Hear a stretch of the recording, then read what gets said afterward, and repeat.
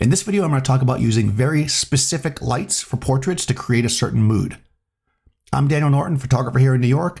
Go ahead and subscribe to the channel if you want to see all kinds of videos about photography and the philosophy of being an artist. In any case, I posted this video on Instagram a while back and I got a lot of comments about it. So I decided to ask you guys, how did I light it? And got some great responses. Now I'm going to tell you how. So this subject was at my studio. We were trying to create some kind of noirish, interesting shots. I was using my dado lights, 2 dado lights. Dado lights are hot lights or constant lights, movie lights, however you want to think of them. I'll put links to them in the show notes.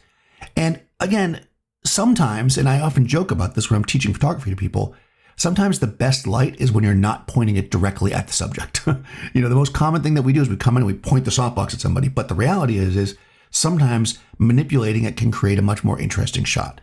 So here we have 2 lights as noted. The first light is to camera right. It's primarily shooting at the wall behind her.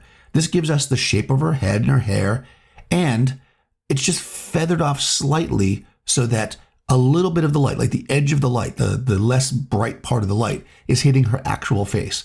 So her face falls just under like a neutral exposure where the background is brighter. So it's bright enough, the difference, to make you look there, and you see detail in her hair, and we even get a tiny little eye light. So that was all fine and dandy, but I wanted to show off her body a bit and make it a little bit more mysterious. Again, noir, this kind of like femme fatale, bring the subject in.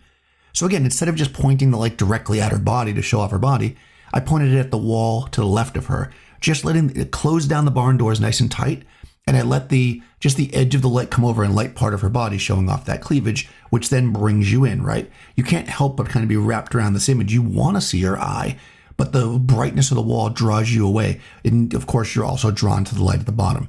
The image has a lot of movement in it for that reason, and it feels like there's something going on here. This is a portrait that's not about specifically what does the subject look like, but what is the interaction with the subject like in your viewer's mind. I'll put links to the dado lights in the description below if you want to see the actual lights that I used. There's also a link to my Patreon down there if you'd like to support the channel, and a link to the Discord server. You can jump over there and chat about photography. In any case, go ahead and subscribe to the channel, ring the bell, like the video, do all that other goodness, and I'll talk to you soon.